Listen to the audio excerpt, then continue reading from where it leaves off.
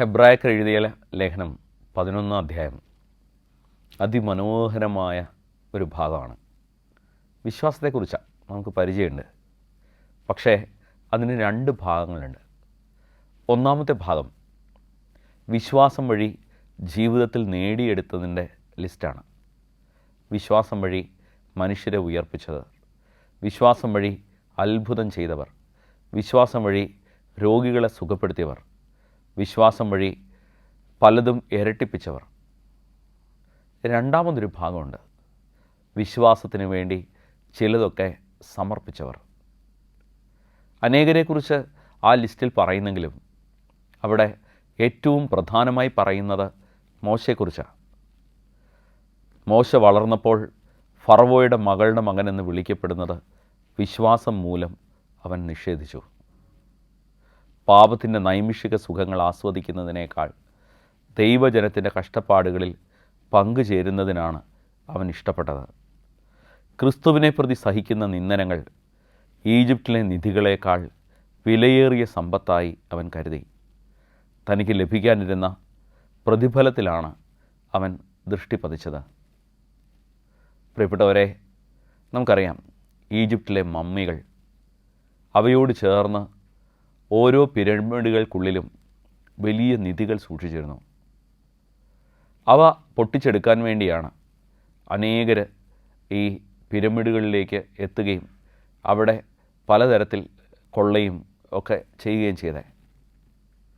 ഓരോ ഫറവോ മരിക്കുമ്പോഴും അവരുടെ വലിയ സമ്പത്തിൻ്റെ ഒരു ഓഹരി ഇതുപോലെ ഒരു പിരമിഡ് ഉണ്ടാക്കി അവരുടെ മൃതദേഹത്തോട് ചേർത്ത് വയ്ക്കുമായിരുന്നു. മോശയുടെ പേരിൽ ഒരുപക്ഷെ ഒരു പിരമിഡ് ഉയരുമായിരുന്നു. എന്നാൽ ക്രിസ്തുവിനെ പ്രതി, വരാൻ പോകുന്ന രക്ഷകനെ പ്രതി, അതിനോട് മോശ നോ പറഞ്ഞതുകൊണ്ടാണ് അവന് മരുഭൂമിയിൽ അലഞ്ഞു തിരിയേണ്ടി വന്നത്. അതുകൊണ്ടാണ് അവന് രാജകോപം ഭയന്ന് ഓടിപ്പോകേണ്ടി വന്നത്. അവന് ഒരാട്ടിടയനെ പോലെ ജീവിക്കേണ്ടി വന്നത്. അവന് ഒരു ജനതയും കൊണ്ട് ചെങ്കടൽ കടന്ന് അക്കരെ വരെ പോകേണ്ടി വന്നത്. നമ്മൾ ഓർത്തു വെക്കേണ്ട ഒരു കാര്യമുണ്ട്. ക്രിസ്തുവിലൂടെ നമുക്ക് ലഭിക്കുന്ന നന്മകളെക്കാൾ സ്വർഗം ഓർത്തു വയ്ക്കുന്നത് ക്രിസ്തുവിന് വേണ്ടി നിങ്ങൾ സമർപ്പിച്ച നിങ്ങളുടെ കൊച്ചു ത്യാഗങ്ങളാണ്.